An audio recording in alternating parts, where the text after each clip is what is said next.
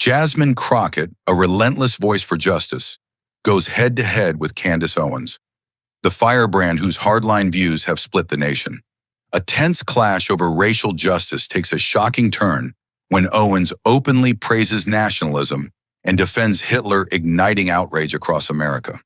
With millions glued to the screen, Crockett delivers a blistering counterattack, ripping apart Owens' dangerous agenda and exposing it for all to see. Now the country is on edge. Will this truth end Owens' rise, or will her radical message keep spreading like poison? Stay with us. This is a story worth every second of your time. The hall was a pressure cooker, and every seat was taken. Heat from the spotlights poured down on Jasmine Crockett and Candace Owens, painting them in stark, unforgiving light. The crowd wasn't just silent, it was charged. Like the air before a lightning strike, every breath held as if the wrong move could set the whole room ablaze. This wasn't a polite exchange of ideas. It was the kind of political duel where one wrong word could haunt headlines for years. Somewhere in the shadows, cameras swept the stage, their red recording lights pulsing like heartbeats, beaming this moment into millions of living rooms.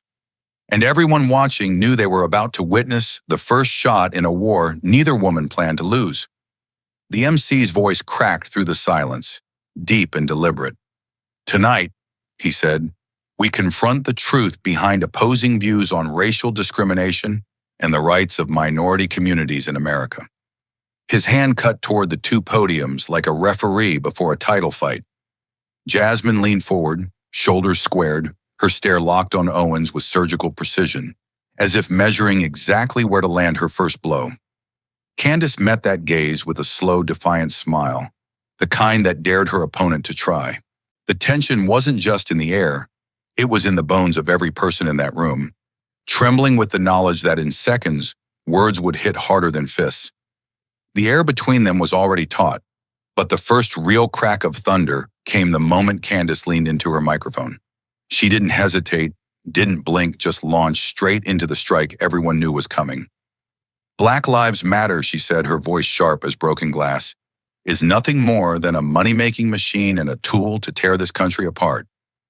A ripple moved through the audience, a low wave of murmurs breaking the stillness. She didn't pause to let it die down. Her next words landed even harder. "And the Democratic Party? They've been feeding this racial divide for years, fattening it up because it serves their politics." Her tone was calm, almost casual, but each syllable hit like a blade slipped between ribs. Jasmine's eyes narrowed, but Candace wasn't done. She stepped forward just an inch, enough to make it feel like she was closing the distance without ever leaving her podium. "They don't want unity," she continued, her gaze sweeping the crowd like a hunter scanning for weakness. "They want dependency. They want division, because the more divided you are, the more they control you." Gasps rippled through the front rows. Some leaned back as if the words themselves carried a physical shove. The atmosphere thickened, the stakes suddenly sharper, and the sense that this debate had just shifted into dangerous territory was impossible to ignore. The weight of Candace's last sentence was still hanging in the air when Jasmine stepped forward, her hands gripping the podium like she was anchoring herself before unleashing the storm. Her eyes locked on Owens with a focus that didn't just look across the stage, it cut through it. When she spoke, her voice was calm in tone, but sharp enough to make people in the front row lean back. "What you're doing isn't hard truth," she said, every word clipped and deliberate. "It's planting resentment and calling it courage." The crowd stilled, sensing the pivot. "You're not pushing for solutions, you're pouring gasoline on a house already on fire." The analogy landed hard, sending a quiet wave through the audience, like the collective awareness that they were witnessing the moment the tide could turn. She didn't let the pause linger too long. The silence was just long enough to draw every eye back to her. "You talk about division as if it's a meteor that just fell from the sky," Jasmine continued, her voice gaining speed. "But division has architects, and right now, you're one of them." The charge was unmistakable, personal, direct, and impossible to sidestep. She straightened her shoulders, leaning into the mic so that the next words carried with full weight.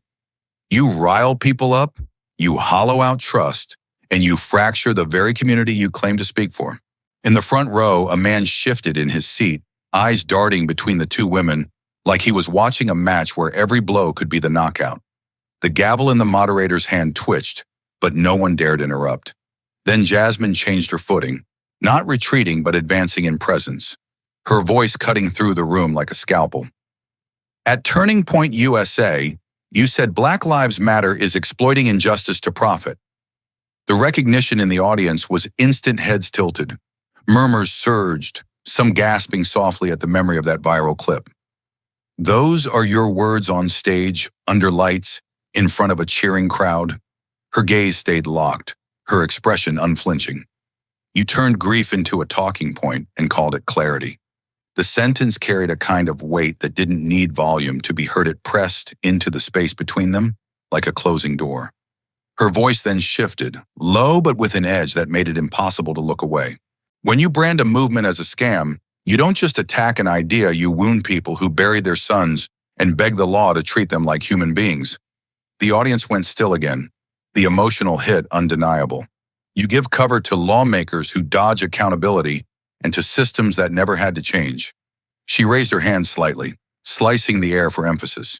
You call it debate, I call it sabotage.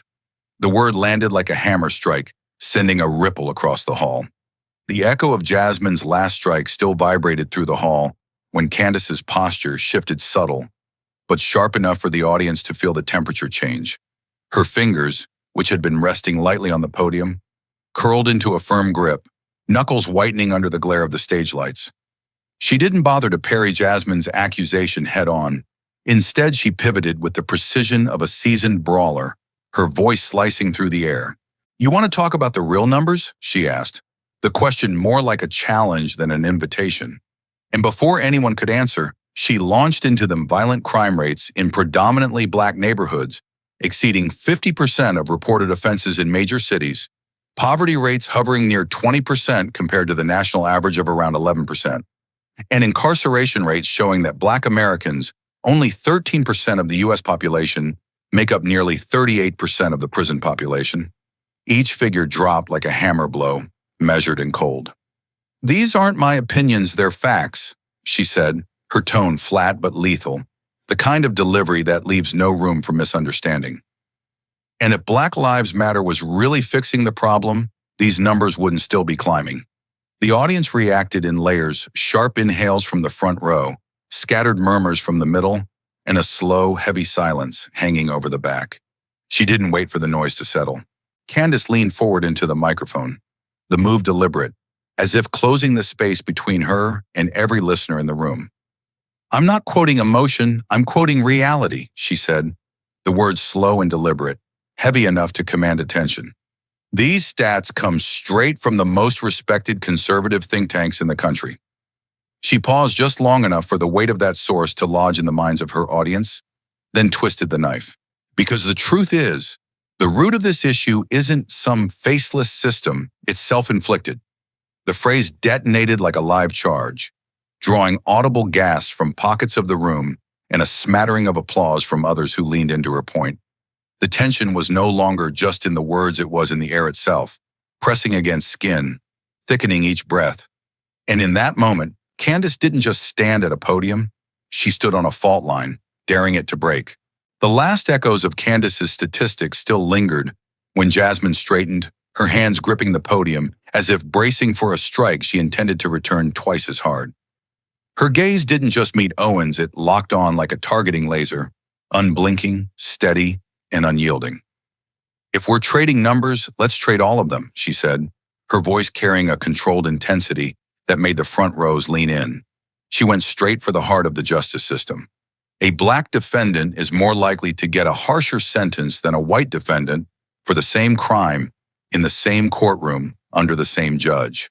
The words cracked like a whip and a few murmurs broke out before fading into silence. She pivoted without pause.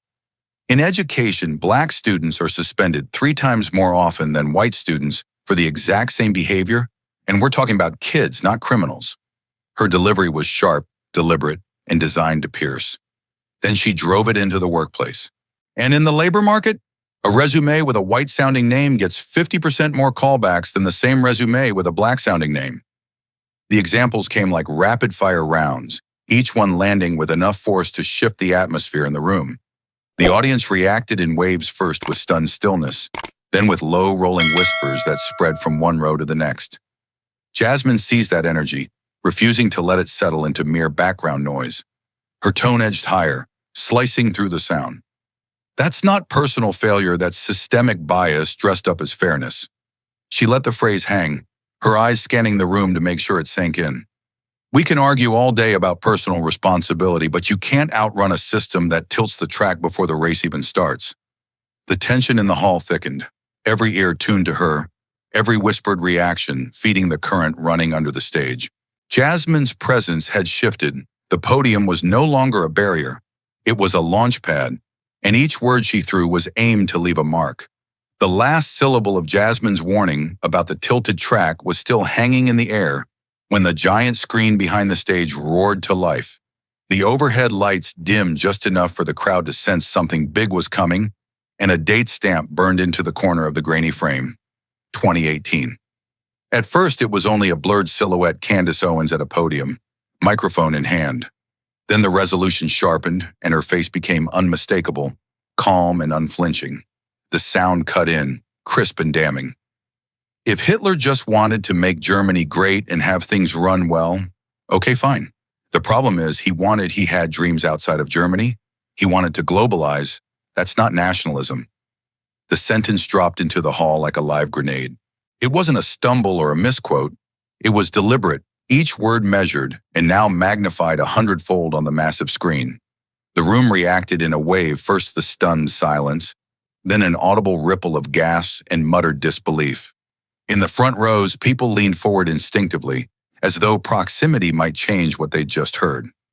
Others leaned back as if pushed, their expressions hardening into shock. Across the nation, viewers watching the live feed saw the clip flash onto their screens, and in seconds, it detonated online. Phones lit up, social media feeds went white hot, and hashtags bearing her name began climbing the trending charts with a speed usually reserved for breaking disasters. "Did she just defend Hitler?" Someone in the third row blurted, loud enough to slice through the noise. "This is extremist talk, plain and simple." Another voice shot back from the left side of the hall.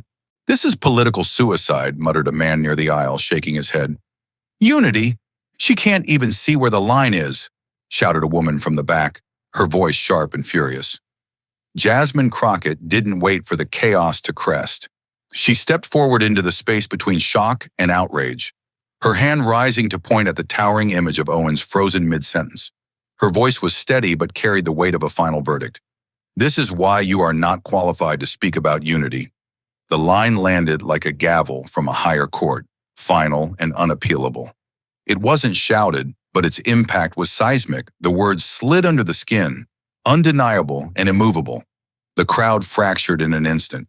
Some leapt to their feet in fierce applause, clapping with the rhythm of a rallying cry. Others stood to shout back, their voices swallowed by the uproar that surged through the hall. The moderator's gavel hammered, rapid and insistent, but it was a tin drum against a hurricane. In the upper rows, a man shouted until his voice cracked, while a woman nearby stood clapping so hard her bracelet snapped and scattered across the floor. The giant screen still held Candace's image, the word nationalism frozen on her lips, her 2018 self looming over her present like a ghost she could never outrun. The tension inside the hall was now a living thing, volatile, unpredictable, and impossible to contain. For the audience, there was no going back. The video was no longer just a clip, it was a piece of evidence, a political scar, and for Jasmine Crockett, a weapon drawn and swung at the exact moment it would cut deepest. Every camera angle caught the divide. Candace rigid behind her podium, Jasmine locked in her stance like a prosecutor who just delivered the blow that could end the case. And in that white-hot moment, it was clear this wasn't just debate anymore. It was detonation. The roar from the crowd after the Hitler clip had not yet settled when Jasmine Crockett stepped forward. Her movements precise and deliberate, her voice cutting through the chaos with a clarity that silenced the front rows. There was no hesitation in her tone, no softening around the edges. It was a verbal blade, drawn and aimed directly at her opponent. "You're not just wrong," she said, each word measured but delivered with the weight of a hammer striking steel. "You're planting the seeds of extremism and calling it truth." The statement didn't just land, it detonated, sending an audible ripple of gas and murmurs through the packed hall.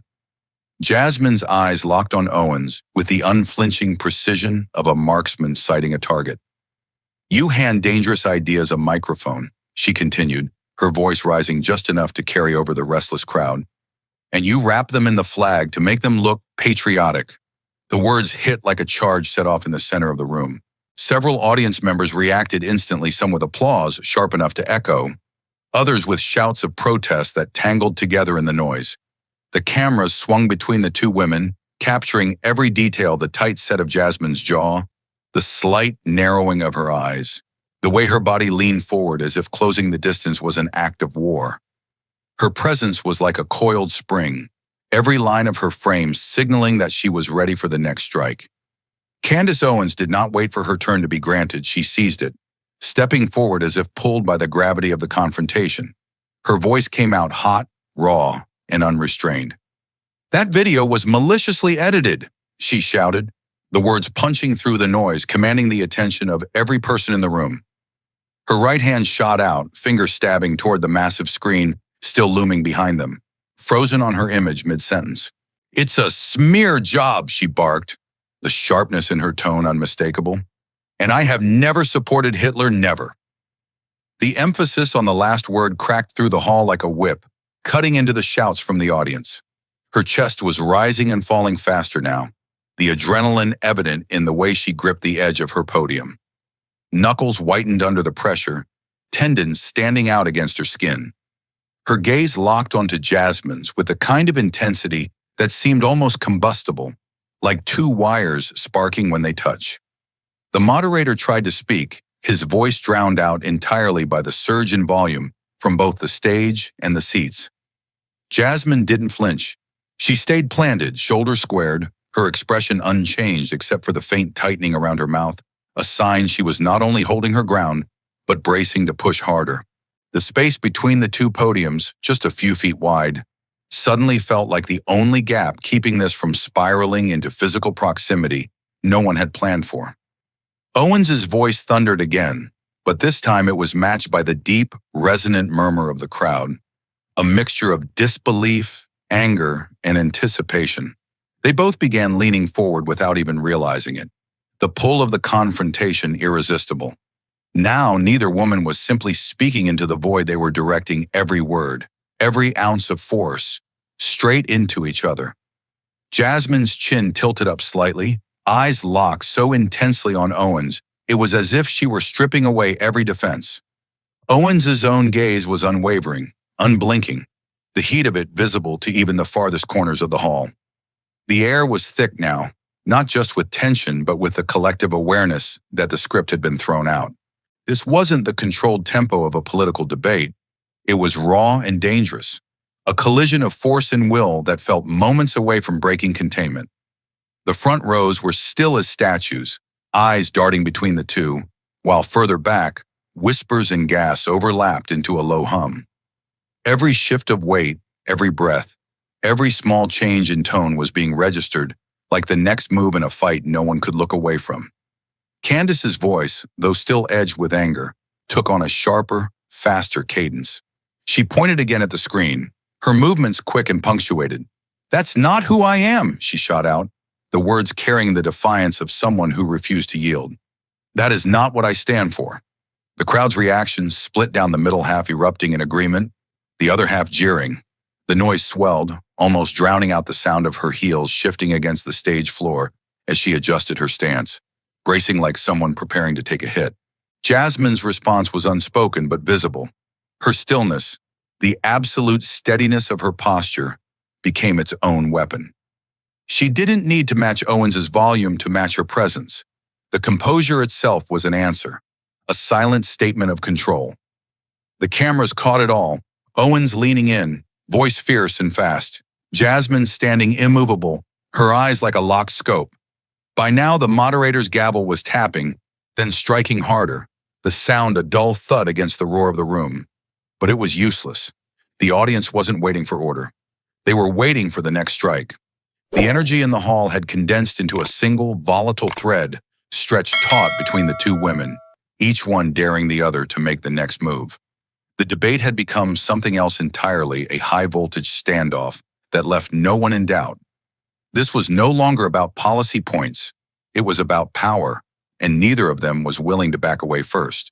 The gavel was still hammering on the moderator's desk when the real aftershock began, not in the hall, but across the country. In newsrooms from New York to Los Angeles, control rooms lit up with urgency. Producers barked orders into headsets, reporters sprinted toward anchor desks, and screens filled with the words, "Breaking news" in bold red. Editors demanded the clip now, no graphics, no filler, just the raw feed of Candace Owens' 2018 remarks about Hitler. Within minutes, the segment was in heavy rotation, replayed again and again, the timestamp in the corner standing out like an indictment. Across every major network, anchors leaned into the camera, their voices tight, measured, and heavy with the weight of what they were about to air. On one channel, the anchor introduced it bluntly. "We're going to show you the 2018 remarks in full, so you can hear exactly what was said." The clip rolled, and when it ended, the split screen showed Candace Owens at the debate moments earlier, jaw set, eyes defiant beside the younger version of herself, calm and deliberate in that 2018 speech. Another network's host shook his head before speaking. "This isn't taken out of context. The words are there. The defense of nationalism framed in the shadow of Hitler, it's right there on tape." Conservative outlets scrambled to spin it, but their tone was uneasy. One strategist muttered off camera, "This is a 5-alarm fire," not realizing his mic had picked it up. Liberal commentators didn't hold back. "This is the language extremists polish up for public consumption," one analyst said, his voice flat with disdain. By the end of the first hour, the media had given it a name, the 2018 line, and it was attached to Candace Owens like a scar. The saturation was relentless. Network chyrons screamed, "Owens under fire for Hitler remarks in 2018 video sparks." National outrage. Social media turned the clip into the day's most viral content, millions of views in under 3 hours. Hashtags multiplied. Gosh, the 2018 line, as not qualified and a dangerous model. It wasn't just political corners of the internet. Lifestyle bloggers, sports figures, and even late-night comedians were weighing in. The tone was brutal. Memes spliced her 2018 comments over footage of WW's documentaries, and fact-check threads debunked her defenses before she could finish giving them. Jasmine Crockett, meanwhile, was already moving to control the narrative from her side. Outside the debate venue, she emerged into a wall of cameras, microphones jutting forward like weapons. The air was thick with the buzz of questions, but she didn't rush. Her steps were deliberate, her chin high, her gaze steady as she scanned the crowd. When she spoke, her voice was low but carried like a strike. "We cannot platform rhetoric that normalizes the darkest chapters of history," she said, her eyes locking with one camera and holding there. "When you talk like that, you don't educate, you radicalize." Her words landed like a drumbeat, each one slow enough to sting. Then came the line that would run on every loop that night. "She is a dangerous model for the next generation." The reporter's reaction was immediate shouts for follow-up, overlapping questions, but Jasmine didn't overplay her hand. She paused just long enough for the silence to feel intentional, then turned and stepped away, leaving the sound bite to work on its own. Within minutes, that single quote was on every ticker, every homepage, and every feed. Editorial panels replayed it, breaking down each word, the way she didn't flinch, the way she framed Owens not just as wrong, but as a threat. The political impact started showing up almost instantly. Overnight polling trackers dipped for Owens, the numbers sliding in real time as data from focus groups and online panels poured in. In suburban swing districts, voters who had been marked as undecided started shifting toward Jasmine. A key metric told a deeper story among self-described neutral observers watching the debate. Sympathy for Owens dropped by double digits, while confidence in Jasmine surged. The movement was subtle but unmistakable. The middle was tilting. Call-in radio programs the next morning were swamped. "I've been conservative all my life," one caller said. "But that video, I can't defend that." Another voice came on, softer but no less firm. "I was neutral going into last night, but when Jasmine said she's a dangerous model for the next generation, that sealed it for me." Comment sections on political forums flipped almost overnight. Threads that had been 50-50 split were suddenly lopsided, the majority now either condemning Owens outright or conceding that this was a bad look, no way around it. Even in Owens' usual strongholds, the ground felt less stable. A youth leadership group quietly removed her from an upcoming keynote slot, issuing a vague statement about aligning with voices that inspire unity. A conservative podcast host who had previously defended her told his audience, "I can't, in good conscience, let that clip slide."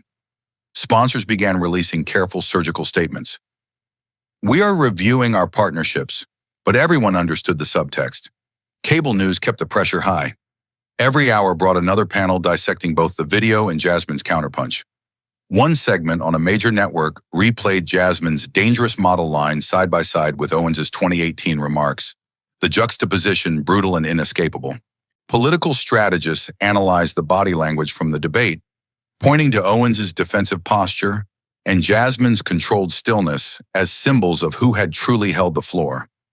For Jasmine's camp, it was the kind of moment strategists dream of: clear, visual, and impossible to spin away. Every broadcast that replayed her quote was free advertising for her message. Every poll that showed Owens slipping was another data point proving the hit had landed exactly where it needed to. For Owens, the damage was twofold. She wasn't just facing outrage from the other side, she was watching the edges of her own base start to fray. By the time the sun set again, the narrative was locked in. Candace Owens was the center of the firestorm, her 2018 words dissected to the bone, her current defenses met with skepticism. Jasmine Crockett was the one who had framed the moment, defined it, and left her mark on it. In the middle of the crucial block that so often decides the outcome was no longer a gray area. It was shifting, piece by piece, into her column. The networks ended the day the way they had begun it, with the clip rolling, the headlines flashing, and the voices of anchors repeating the same two beats: Owens' 2018 remarks and Jasmine's cold, cutting response. The balance had tipped, and for the first time in the campaign, it wasn't just a battle for the base. It was a fight for the center, and Jasmine had just claimed the high ground. The electricity from the last exchange still clung to the air when Candace Owens straightened her shoulders and leaned in toward the microphone. Her voice came out low but sharp, the kind of tone designed to slice through every murmur in the room. "Let's be honest," she began, drawing out the words just enough to hook attention. Her eyes were locked on Jasmine, unblinking, her jaw tight with calculated control. Jasmine Crockett has built her entire career on exploiting racial division, turning pain into political capital. The statement landed heavy, like a stone dropped into deep water, sending shock waves rippling across the hall. A collective gasp moved through the audience, sharp enough to be audible even over the hum of the cameras. People in the front row exchanged quick glances. Some leaned toward their neighbors, whispering urgently. In the back, a man shook his head and muttered under his breath, while two women just 3 seats over sat frozen, their expressions unreadable. The control room knew what they had: camera 2 locked onto Candace's face, camera 3 cutting to Jasmine's reaction. The producers smelled a viral moment before the words had even finished echoing. Candace didn't blink. Her hands gripped the edges of the podium, knuckles pale under the harsh white lights, as though anchoring herself in the storm she had just summoned. She held her gaze steady on Jasmine, her lips pressed in the faintest hint of a challenge. The room itself seemed to be holding its breath, the air thick with the unspoken question. How will she answer this? Jasmine didn't rush. She stayed perfectly still, one hand resting lightly on the podium, her posture composed but charged, like a fighter measuring the exact moment to strike. Her eyes didn't wander. They fixed on Candace with an intensity that felt almost physical, the kind of stare that demands the other person look away first. Seconds ticked by, long enough for the pause to become a weapon in itself. The crowd shifted in their seats, every sound magnified in the silence. Someone coughed, a chair squeaked, the faint buzz of an overhead light hummed like static. Then Jasmine leaned into the microphone. Her movement was slow, deliberate, the kind that tells everyone she isn't rattled, that she's stepping forward on her own terms. Her voice, when it came, was calm but carried a weight that cut through the air like tempered steel. "The truth doesn't need embellishment," she said, each syllable precise, her tone unshaken. She let the first half of the sentence breathe for a heartbeat before finishing. "It just needs to be spoken." The effect was instantaneous. The words hit with the clean finality of a gavel strike, short, sharp, and leaving no room for misunderstanding. For a fraction of a second, there was absolute silence. The kind of quiet that only comes when every single person in the room recognizes they've just witnessed a line that will be replayed, quoted, and dissected long after the night is over. Even the cameras seemed to hesitate, the operators frozen on their targets as if they didn't dare cut away. Then the dam broke. Applause erupted like a sudden explosion, rolling in from all sides of the hall. It wasn't polite clapping, it was visceral, loud and messy, the kind of reaction that drowns out the moderator's gavel before it can even drop. Whistles pierced the air, high and sharp, bouncing off the rafters. People stood in clusters, some slapping their hands together with enough force to sting, others pounding the railings in front of them, creating a hollow, percussive rhythm that matched the tempo of the room's adrenaline. The cameras caught every angle. One panned slowly across the sea of faces, capturing open-mouthed shouts and clenched fists pumping in the air. Another zoomed tight on Jasmine, who stood as steady as when she delivered the line, her expression cool and controlled despite the roar surrounding her. She didn't smile, didn't gloat, she simply let the moment breathe, the picture of someone who knew exactly what she'd done. Candace stood rigid behind her podium, her hands still gripping the edges. Her eyes scanned the crowd, taking in the surge of energy that had swung entirely to her opponent. She pressed her lips together in a thin line, blinking once, slowly, as if deciding whether to respond or wait. The spotlight, however, wasn't on her anymore. It was locked firmly on Jasmine, amplified by the applause that refused to fade. In the back of the hall, reporters scribbled frantically in their notepads or typed at blinding speed into their laptops, knowing they'd just been handed their headline. "The truth doesn't need embellishment, it just needs to be spoken," one journalist mouthed to herself, already drafting the lead in her head. A cameraman adjusted his headset and whispered into the mic, "We've got our pull quote." The control room clipped the moment in real time, prepping it for instant replay on every channel within the hour. The applause stretched on, overlapping with whistles and a few shouts of, "That's right, and tell it," from scattered corners. The moderator attempted to speak, his voice lost in the wave of noise. He tapped the gavel once, twice, then gave up, settling back in his chair with a faint shake of his head, knowing the momentum was too strong to break. Jasmine remained unflinching, her eyes still locked in the same direction, her stance unaltered. She didn't ride the wave of applause with any outward celebration, no raised fist, no triumphant smile, only the quiet, disciplined confidence of someone who had landed exactly the blow she intended. The more the crowd roared, the more unshakable she appeared, letting the force of their reaction speak louder than anything she could add. Candace exhaled, the sound faint but visible in the tension of her shoulders. She shifted her weight, one hand leaving the podium for a moment before returning to its grip, as if anchoring herself again. But the visual was undeniable, one woman holding the center of the stage without moving a muscle, the other standing in the shadow of the reaction that now filled the room. When the applause finally began to fade, it did so in uneven waves. First the clapping slowed, then the whistles dropped off, leaving behind a charged quiet. The echo of Jasmine's words still seemed to hang in the air, as if the walls themselves had recorded them. For the audience, the moment wasn't just heard, it was felt, etched into the atmosphere in a way that made it impossible to forget. In that silence, the cameras lingered tight shots on Jasmine's unwavering stance, wider pans revealing Candace framed against a backdrop of an audience still leaning forward, still processing. This wasn't just another exchange in a heated debate, it was a pivot point, the kind of crystallized moment where control of the room changes hands completely. And as the lights glared down, hot and unflinching, the stage itself seemed to tilt ever so slightly in Jasmine Crockett's favor.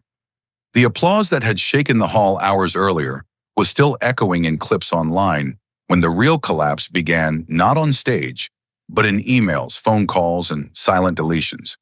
It started with a ping in her inbox. Urgent contract suspension. The message was short, almost cold. We are suspending tonight's booking, effective immediately.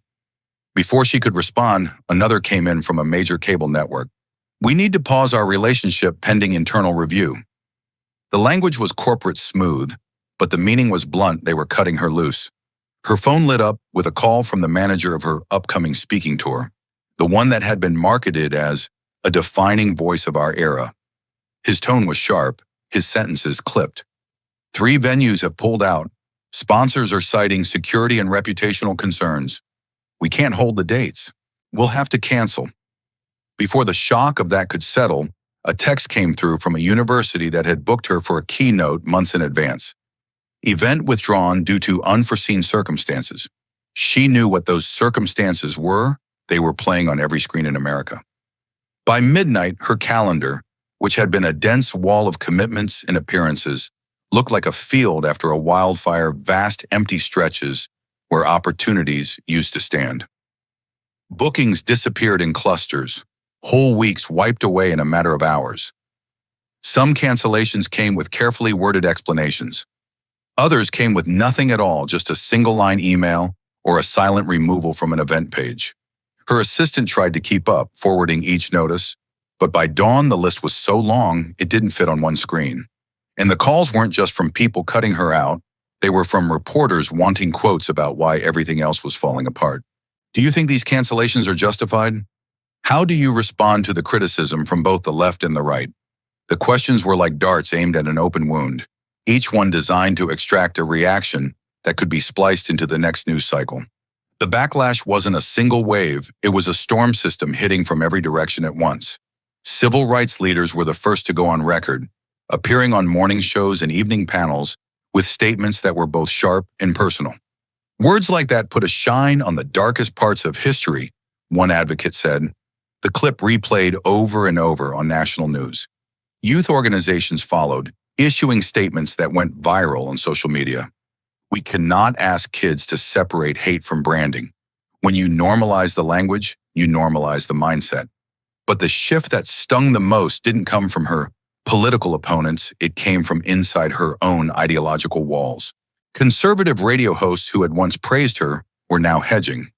I've agreed with a lot of what she said in the past, one admitted on air, but I can't square this one. Local forums in deep red districts began filling with posts from longtime supporters expressing their discomfort. This crossed a line for me, read one comment that racked up hundreds of likes. It's not about party, it's about principle. The donor class noticed too. Calls that used to be quick and friendly now dragged with awkward pauses and phrases like, "We're reassessing our fit," or "We have to be mindful of optics." Grassroots chapters that had once fought to get her on their stages quietly pulled down promotional flyers and deleted event posts from their Facebook pages. One group leader in Texas put it plainly, "We can't defend this in front of our members. It's too toxic." The erosion was visible in real time. Just days earlier, her social media presence had been a flood of support hearts, fire emojis, and praise. Now the comment sections were a minefield.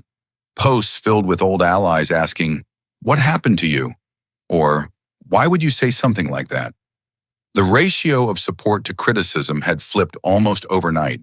The feed that once served as a megaphone, now functioning as a scoreboard for her public fall.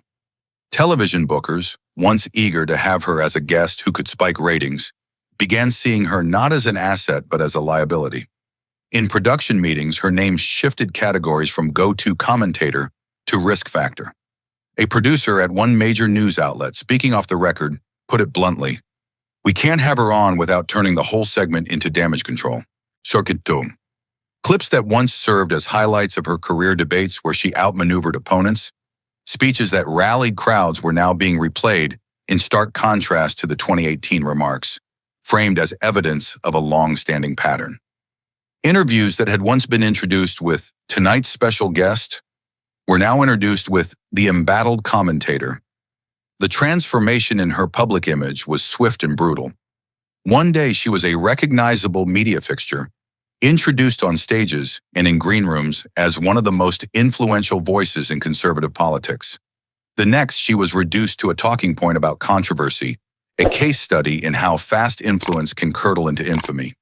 The same networks that had elevated her voice were now running segments dissecting her fall, playing her words on loop while analysts debated whether her career could survive the blow.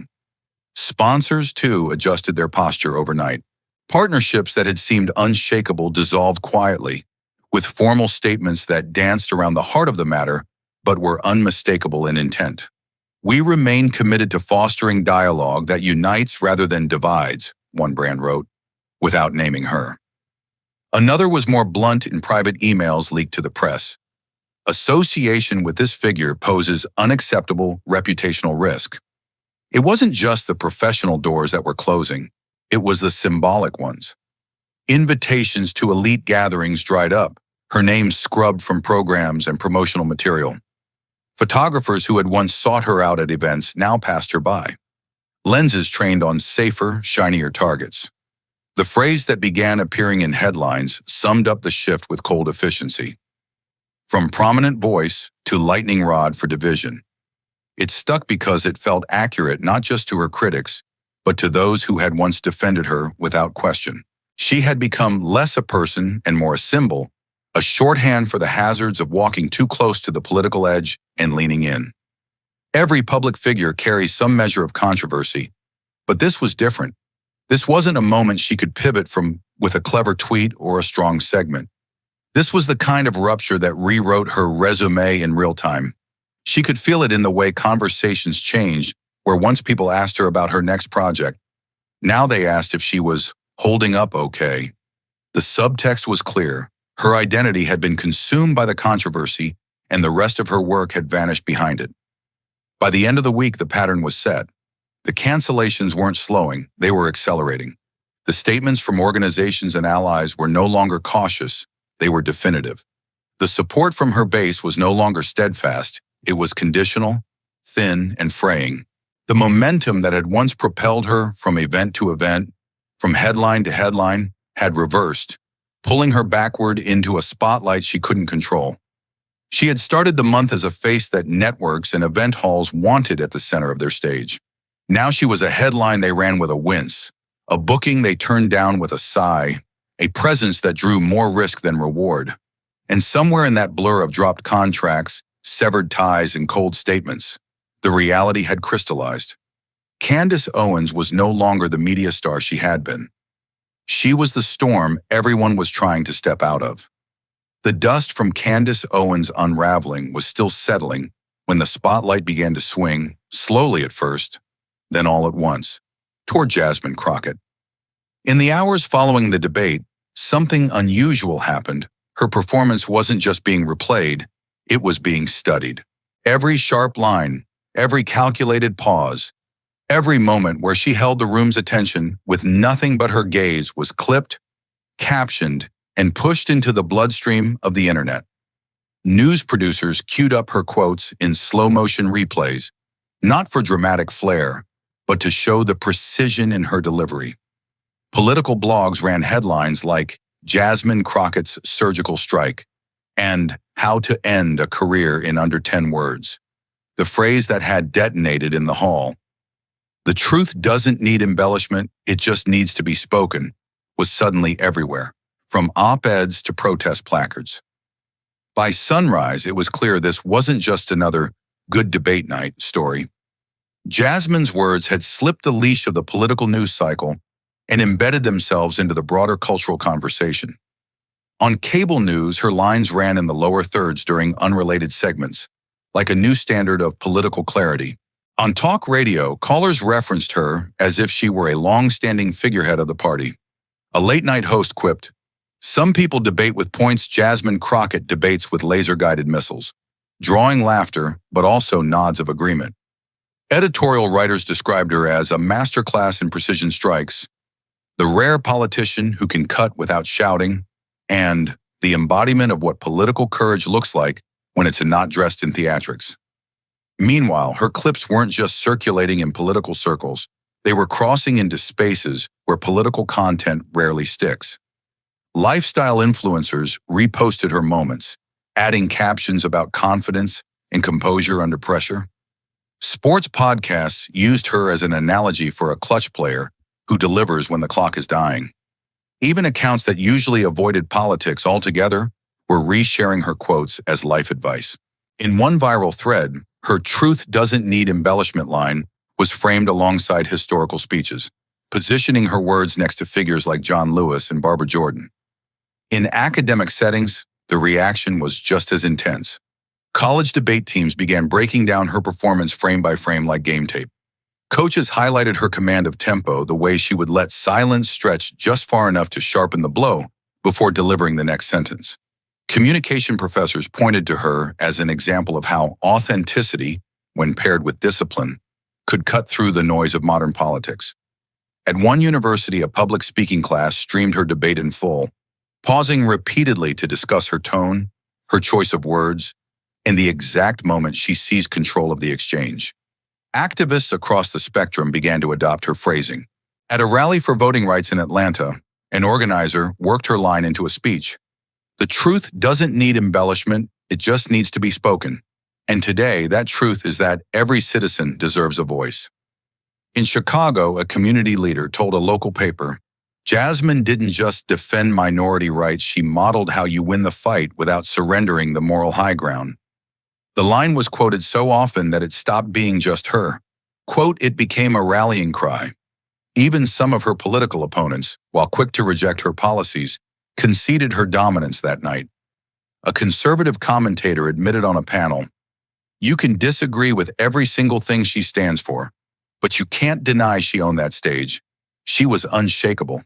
Another added, "If my side had someone who could deliver like that, we'd call them a once-in-a-generation communicator." The Democratic Party's response was swift. High-ranking members began publicly praising her performance, framing her as a standard-bearer for the party's values. Donors sent congratulatory messages, many with commitments for future support. Younger members of Congress reached out privately, asking her to mentor their teams on debate prep and media strategy. Within a week, she was booked for prime speaking slots at upcoming rallies and conferences slots usually reserved for long-established party leaders. Her rise wasn't just about one-liners, it was about the sense that she had shifted the tone of the fight. Before the debate, the conversation around minority rights had been defensive, often reactive. After Jasmine, it was aggressive, proactive, unapologetic. The way she dismantled Owens' talking points wasn't just rebuttal, it was reclamation. She framed the defense of minority rights not as special pleading, but as a fight for the integrity of the nation's values. In doing so, she made it harder for opponents to paint the cause as fringe or partisan.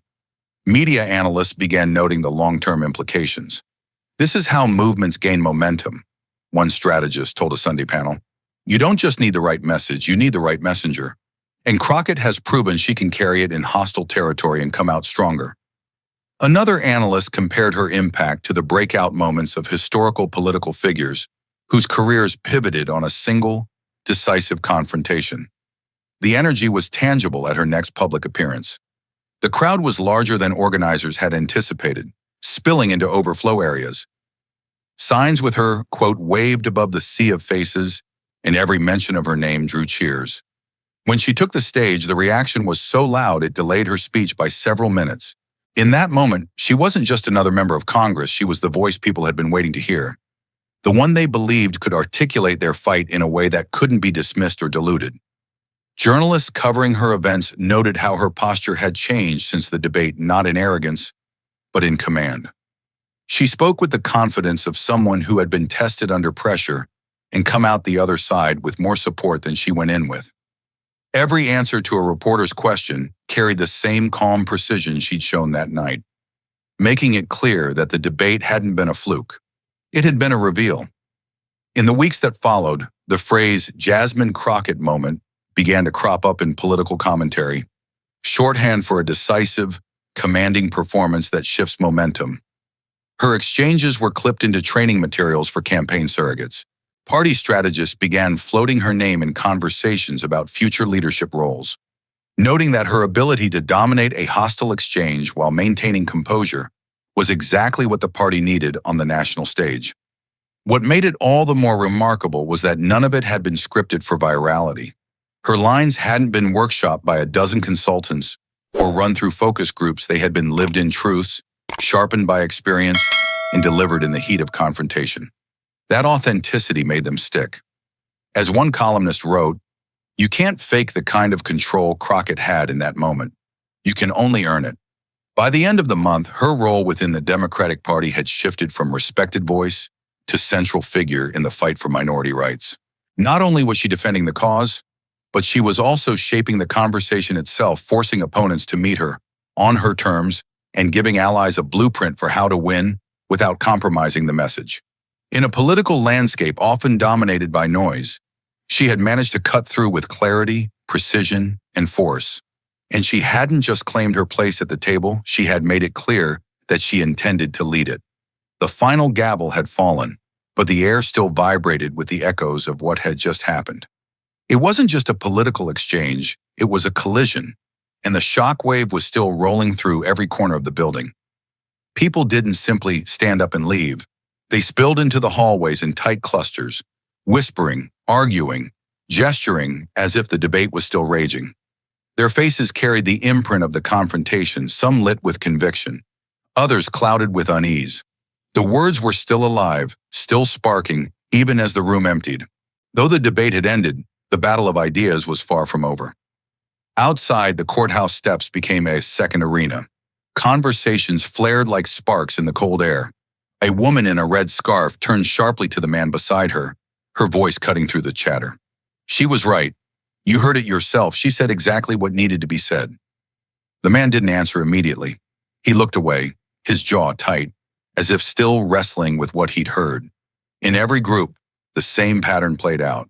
Someone pressing their certainty like a weapon, someone else absorbing the blow in silence. No one was neutral. Not anymore. Across the street, a small diner with fogged-up windows glowed like a refuge. Inside, two truckers sat side by side at the counter, both staring at the muted replay on the mounted television. The captions rolled across the screen, and one of them read the words out loud, almost reverently. "Justice and truth are always the strongest weapons against lies and extremism." His voice was low but firm, the kind of tone that carries weight even in a room full of strangers. The other trucker stirred his coffee slowly, eyes still on the screen. He didn't speak, but the slight nod he gave was enough to say he understood. In homes across the city, the scene was playing out again and again. Families sat together in front of televisions, some leaning forward with narrowed eyes, others reclining with crossed arms. A teenage boy glanced between his parents. "Why did people clap at that part?" he asked, pointing at the screen. His mother hesitated before answering. His father sighed, staring at the carpet. Questions like that didn't have neat, packaged answers.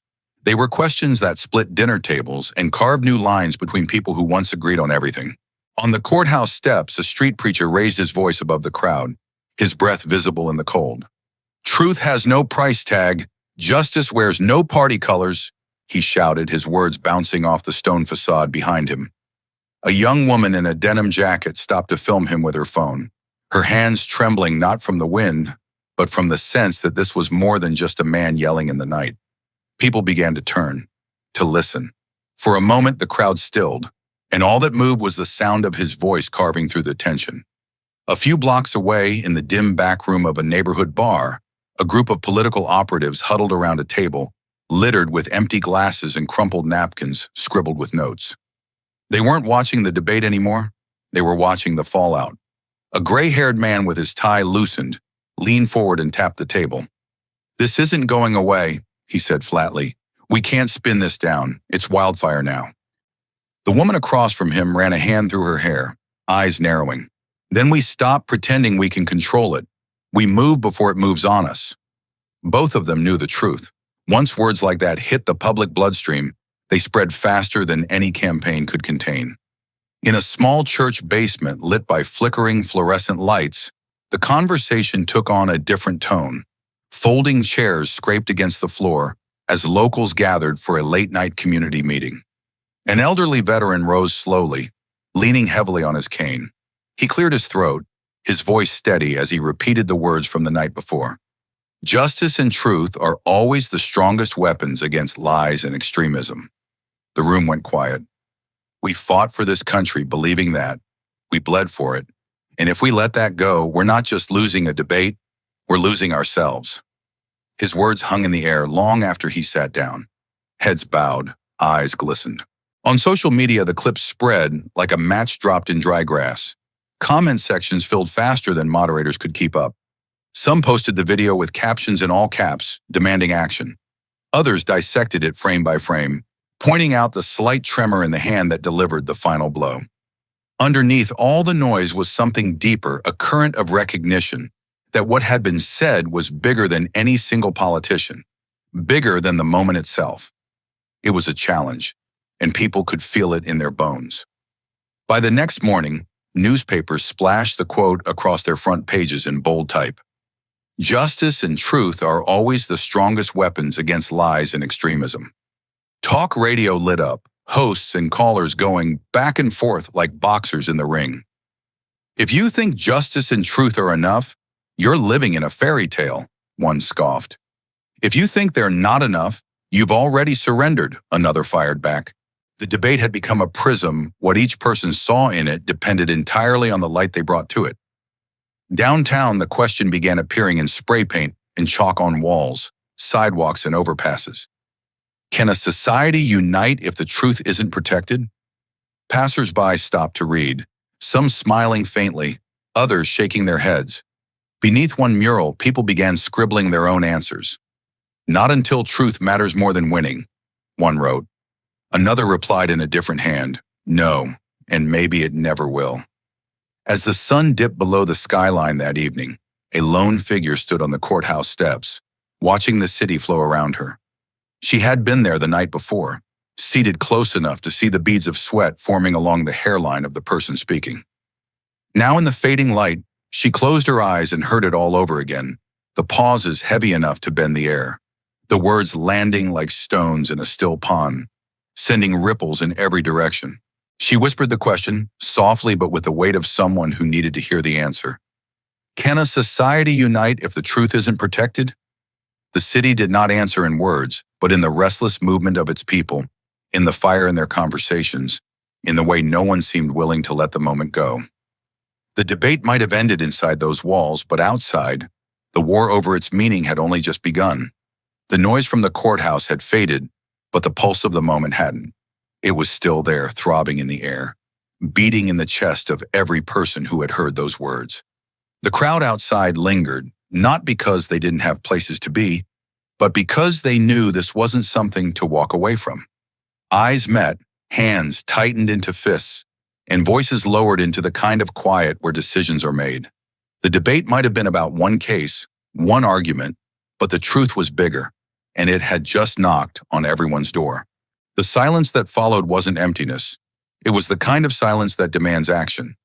A man in a worn leather jacket stepped forward, speaking loud enough for strangers to hear. If we let lies stand, we lose more than trust. We lose the ground we're standing on. Heads turned. Some nodded. Others looked away, unwilling to face the weight of that truth. But the words didn't need everyone's approval. They just needed enough people to carry them. Change had never waited for unanimous votes. It only ever needed the right spark. Down the steps, a young woman with a backpack slung over one shoulder held up her phone, recording herself with urgency in her eyes. We don't have the luxury of pretending this doesn't matter. If the truth falls, everything else falls with it. She hit post without another word. Around her, more people began speaking into cameras, into microphones, into each other's faces. The energy had shifted. It wasn't about watching anymore. It was about choosing sides. Inside a coffee shop across the street, an older man set down his paper and looked at the group of college students debating at the next table. It's not enough to agree with the truth, he said firmly, leaning in. You have to protect it. You have to defend it when it's under attack, even if it costs you. The students went quiet. One of them finally asked, and if we don't? The man's answer was sharp. Then we've already lost. On a bench at the edge of the square, a mother knelt to speak to her young son. Do you know why people are so loud today? He shook his head. She smiled faintly, her eyes tired but fierce. Because they know silence helps the wrong side. And when you see something wrong, you have to speak, even if your voice shakes. The boy didn't answer, but his hand tightened around hers. The air grew colder as the sun dipped lower, but no one seemed ready to leave. The courthouse loomed behind them, not just as a building, but as a reminder. Justice and truth are always the strongest weapons against lies and extremism, someone repeated. And this time it was like the crowd answered without speaking. They shifted forward, their faces harder, their steps more certain. It wasn't just about remembering the words, it was about carrying them into every room, every conversation, every fight that mattered. Because if the truth wasn't protected, no law, no leader, no symbol would hold the line for long.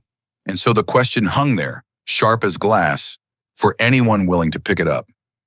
Will you be a witness to the truth or a defender of it? Thank you for watching until this moment and for standing with us on this journey for justice. Your support means everything. Like, subscribe, and turn on notifications so you never miss what's next. And we'd love to hear your thoughts. Leave a comment below and let us know what moved you most in this story. Together, our voices make a difference.